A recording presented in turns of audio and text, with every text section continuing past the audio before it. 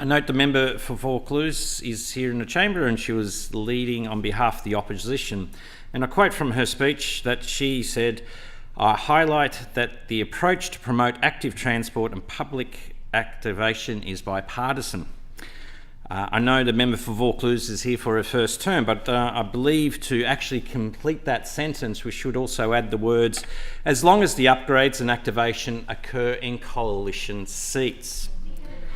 The opposition, please listen, you weren't here. This speech will let you know exactly what the opposition's position was. The opposition will argue that when they were in government, that they spent record numbers of money on station upgrades. And yes, that's true. After selling Western Sydney assets and privatising electricity in return to promise station upgrades, but somehow most of the station upgrades were in coalition seats. For example, the member for Miranda stood up in this house, in this chamber, on the 23rd of November in 2021 and said people at Como station upgrade, that people had to climb 30 steps and this created mobility issues. Mr. Speaker, a Liberal seat, obviously Miranda and Como station, which had approximately 1,660 entries and exits per day, was upgraded before Doonside station, which had 6,400 entries and exits per day, 4 times more at Doonside station than at Como station, but somehow Como jumped the list to be at the top. The Doonside station, a Labor seat, has far more people using that station, many more steps, extremely steep and long ramp, a larger community of about 25,000 people surrounding that shopping centre and that station. And they needed to have access because the railway line split the community in half. We had schools and shops and services on both sides, and yet this station was ignored under the government. Even worse, under the previous government in 2011, this station was actually earmarked under the last days of the Labor, well, actually the last year of the Labor government, and then cancelled by the Liberals on the first day of their government. I'm just only referencing, and there was a lot of other speeches in this House about all the coalition members that got up here waxing lyrically how wonderful their seat upgrade or their station upgrades were, while many of our Labor seats were left dropped off, even though there was no independent needs assessment base that the Liberal government did. The Auditor General also indicated that the Doonside station was ranked 13th to be done. And that was back in 2018 when this government was already, or the previous Liberal government at 2018 was already boasting about a $2 billion program, 470 stations that were upgraded and 58 with accessible uplifts.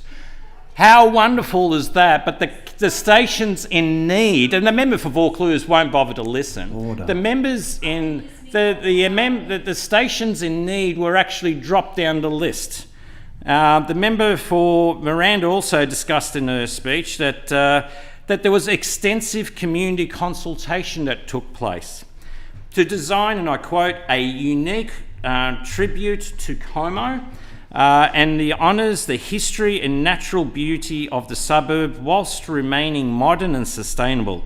It is aesthetically beautiful with considered detail and is such a fitting tribute to our community. Continuing the quote from member for Miranda, the word Como was within the tile panelling of the underpass. Additionally, accessibility ramps decorated with the historical descriptions of Como Station over the last 100 years, just south of Georges River. In a 3D artwork, you can see the steam trains entering the station as a reminder of our community roots. Doonside Station finally got built, thank God, after a massive debate that happened in here. But I'd like to remind the Liberals that we were actually built in 1880, 5 years before Como Station in 1885. So if we compare the Doonside Station consultation, a Labor seat, a Labor station there, the consultation was basically saying, when we rang up and saying, can we have our input, can we have meetings? The response I got from Transport at the time was, yeah, we know your history and see the web page for further details. Thank God there's a change of government. To talk about two-tier approach. If you compare, and as I quoted in this House back in June 2018, Doonside Station had 22,000 passengers versus the newly announced at that stage in 2018, Hawkesbury River Station had 550 people using it per week, or Warunga Station is 16,000. Somehow, Doonside kept being pushed down. It was even reported at the time in the media that the then Treasurer, Dominic Perrottet, announced Hawkesbury River Station upgrade because he didn't realise that the Hawkesbury River Station wasn't in his electorate of Hawkesbury at the time, that it was actually in Hornsby's seat. And even acknowledged it, some other station got it. As I said, 550 people versus 23,000 people that use it.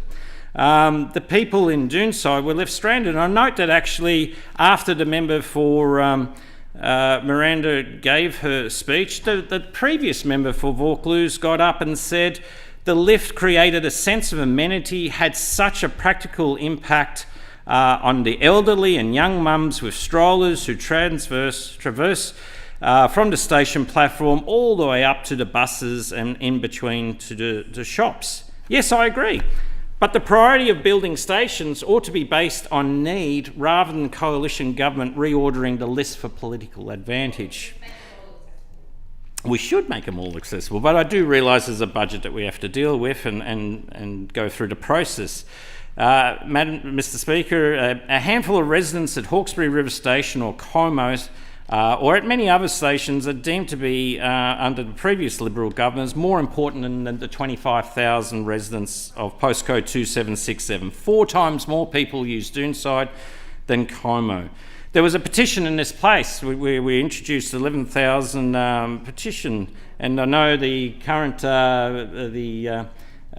the Parliamentary Secretary for Transport and the member for Coogee was actually thrown out of this Parliament. It was a pretty robust debate.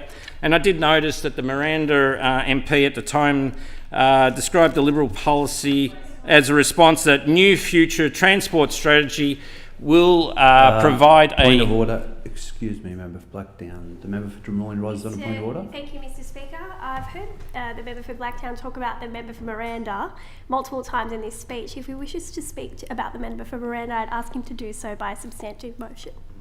I do not uphold that point of order. I think there's been some references to a different member, but not something that requires a substantive motion. She can seek additional time. Would have finished it in the... Only got about 30 seconds to go. Mr Speaker, it's not she, it's the member for Drummoyne. Thank you. No, I said I seek additional time. Yeah. So the question is that additional time be granted. All of that opinion say aye? Aye. To the contrary, no? No. I think the ayes have it. The ayes have it. The ayes have it. Thank you. Additional time is granted. Thank you. Obviously, the Coalition still don't listen. By raising examples about access and improving the amenity of the area is what I was trying to get at. I'm actually praising the member for Miranda because, as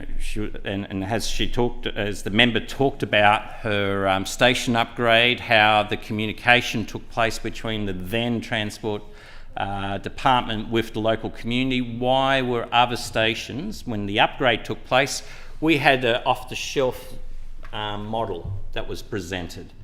All I'm saying is that when now with our current government, the Labor government is now looking at how to actually present stations in a fair manner, have negotiations with the community. You can't have the Como community having their entire history, and it's a brilliant station. I went there and had a look at it. It's absolutely fabulous.